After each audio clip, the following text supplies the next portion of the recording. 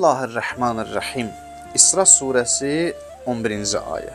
Allah buyurur: İnsan özü üçün xeyir istədiyi kimi şər də istəyər. Axı insan çox tələskəndir. Bu ayə nəyə işarə edir?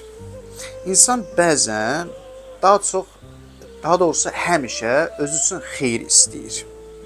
Amma bəzən də şər istəyir. Yəni bu ayə insanın psixoloji yönlərinə işarə edir. İnsan hissləndiyi zaman, bir çətinliklə üzləşdiyi zaman səbr etmək əvəzinə bu sıxıntıdan xilas olmaq üçün olmaq istəyir və bu sıxıntıdan necə xilas olmaq istəyir? Səbr etmək əvəzinə bu sıxıntıdan xilas olmaq üçün başlayır özünə bəddua etməyə. Belə bir halla rastlaşır. İnsan xeyir istəyir, bəli.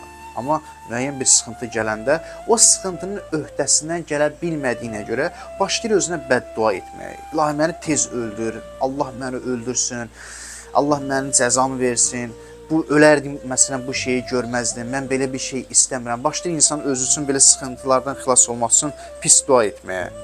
Arzusu həyata keçmədikdə insan başlayır özünə bəddua etməyə və yaxud da bəddua etməsə də böyük səhvlərə yol verir. Sıxıntı zamanı biz xeyir istəyirik, amma bəzən sıxıntı gəlir. Sıxıntı zamanı insan Allaha dua etməkdən ki, İlahi mənə kömək elə, bu sıxıntının öhdəsindən gələ bilim. Mənə kömək elə, amma insan gəlir deyinir, özünə bəddua edir. Bəddua edir ki, mən niyə bu dünyaya gəldim, niyə Allah məni yaratdı, ölərdim kəş bu günü görməzdim, belə bəddua etməyə başlayır. Və yaxud da burada insan neyinir? Səhvlərə yol verir. Çətinliyə düşmüşük, başlayırıq səhvlərə yol verməyə. Öhdəsindən gələ bilmirik, başlayırıq səhvlərə yol verməyə. İnsan belə psixoloji bir duruma düşür. Sıxıntıya düşəndə psixologiyası bəzən əlbəttə imanı olmasa, insan öz nəfsinə diqqət etməsə, nəfsini islah etməsə, psixoloji bir pis duruma düşəcək. Onun psixologiyası darmadağın olacaq və başlayacaq özünə bəddua etməyə. Amma imana sahib olan bir kəs başlayır sıxıntıya düşdüyü zaman Allaha tərəf qaçmağa başlayır. Quran ayəsində deyir, Allaha tərəf qaçsın. Yəni, insan çətinlik zamanında Allaha tərəf qaçmalıdır.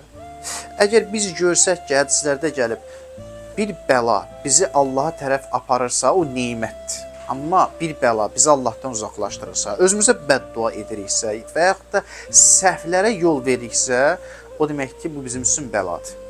Biz bəzən çətinliklə üzləşirik və ondan çıxa bilmədikdə günah eləməyə başlayırıq. Səhvlərə yol verməyə başlayırıq. Çünki deyirik ki, artıq bu çətinlik gəlib, onsuz da öhdəsindən, həvəsdən düşür də insan, həvəsdən düşür, deyir, mən onsuz da öhdəsindən gələ bilmədim, bu gedim elə pis iş görüm, pis işlə özünə aram etməyə başlayır, günahlar özünə aram etməyə başlayır. Bunlar hamısı nə üçün baş verir? Bu ayədə Allah insanın psixoloji yönünə işarə edir. Əlbəttə, bunlar hamısının kökündə iman durur. Quran ona görə nazil olub ki, insanın imanını gücləndirsin. Quran hidayət kitabıdır. İnsan hidayət olmaqla yüksək imana sahib olur. İnsan yüksək imana sahib olduğu təqdirdə özünə bəddua etməz çətinliklə üzləşdiyi zaman. Tarixdə də buna şahid ola bilərik.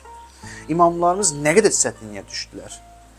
Biri zindana düşdü, bir imam zindana düşdü, bir imam məsələn şəhid etdilər, ailəsini öldürdülər.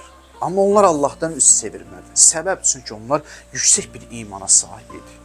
Onların gördükləri o çətinlikləri bəlkə biz görməmişik.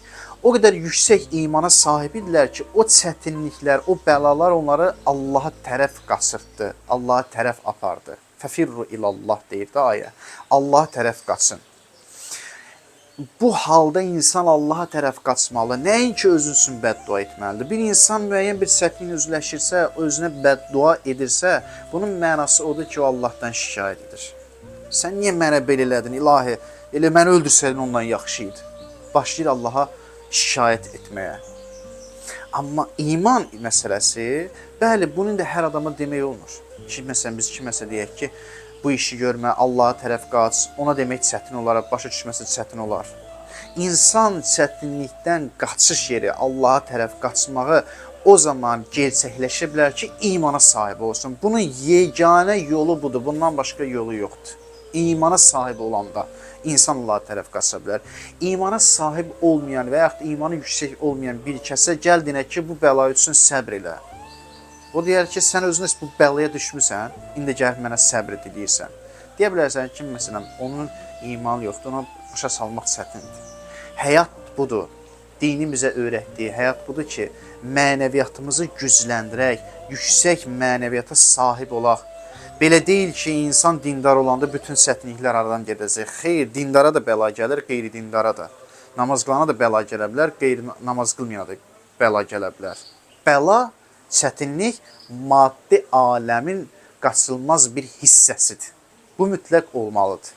Amma dindarla, namaz qılanla, daha doğrusu möminlə, yəni əsl namaz qılanla, əsl iman sahibi olanla digərlərinin fərqi bundan ibarətdir ki, onların bəlaya baxışı, çətinliyə baxışı fərqlidir. Birinə çətinlik gələndə deyər inna lillah və inna ileyhi raciun. Allahdan Allaha tərəf gedəcəyik. Fəfirru ilallah, Allaha tərəf qaçır. Amma o birisinə gələndə deyər ki, ilahi, öldür day məni. Öldür day məni, bu nədir? Mübarək Ramazan ayında Allah bəzi insana çətinlik verir. Oruç tut, hətta halallardan çəkin, o iş eləmə, bunu eləmə. Niyə ilahi? Allah insana müəyyən bir çətinliklər verir ki, və çətinliklə yanaşı bir asanlıq da verir bu ayda ki, insan rahat şəkildə bir mənəvi ab-havaya düşə bilir və Allah tərəf qaça bilir. Sanki bu ay bizə siz nəyi öyrədir? Fəfirru ilallah, Allah tərəf qaçmağı öyrədir. Çətinlik zamanı Allah tərəf qaçmağı öyrədir. Necə gözəldir. İnsan çətinliyin içərisindədir mübarək Ramazan ayında. Amma asanlıq tərəf budur ki, öyrədir Allah ki, necə ona tərəf qaçaq, ona tərəf necə gedək. Allah bu ayda, bu mübarək Ramazanda bizi Allaha tərəf qaçanlardan qərar versin inşallah.